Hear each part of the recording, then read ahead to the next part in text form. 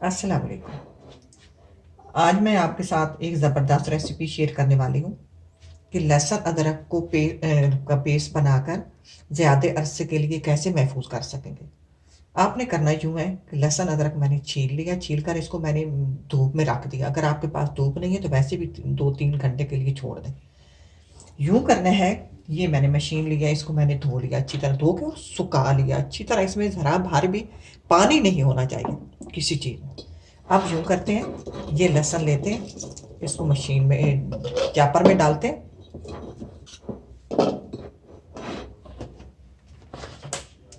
और ये मेरे पास कुकिंग तेल है, आपका कोई सा भी हो तो इसको डाल देते हैं कि इतना डालेंगे कि इसमें ये ग्राइंड हो जाए।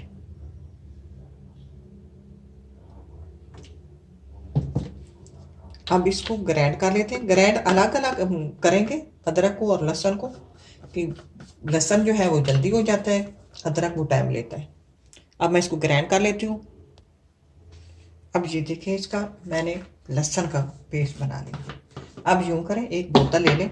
ये मेरे पास कांच की बोतल है, अगर चाहे आपके पास प्लास्टिक की है उसमें भी रख सकते हैं, लेकिन मैंने इसको अच्छी तरह धोकर और खुश कर लिया है। ये करना है कि पानी नहीं होना चाहिए, बिल्कुल साफ खुश्क होनी चाहिए।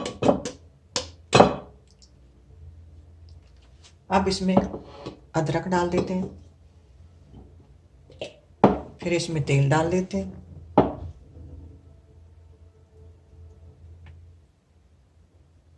इतना तेल डालेंगे, ग्राइंड कर लेते हैं।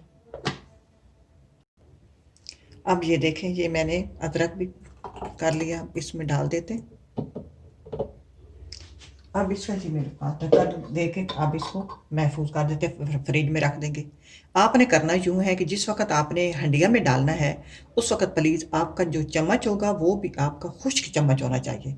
अगर आप चम्मच इसमें गीला डालोगे तो फिर भी ये ख़राब हो जाएगा, वरना ये बहुत लंबे अरसे तक आप का ये पेस्ट जो है जो चलेगा। तो इसी के साथ इजाज़त चाहती हूँ। अल्लाह हाफिज़।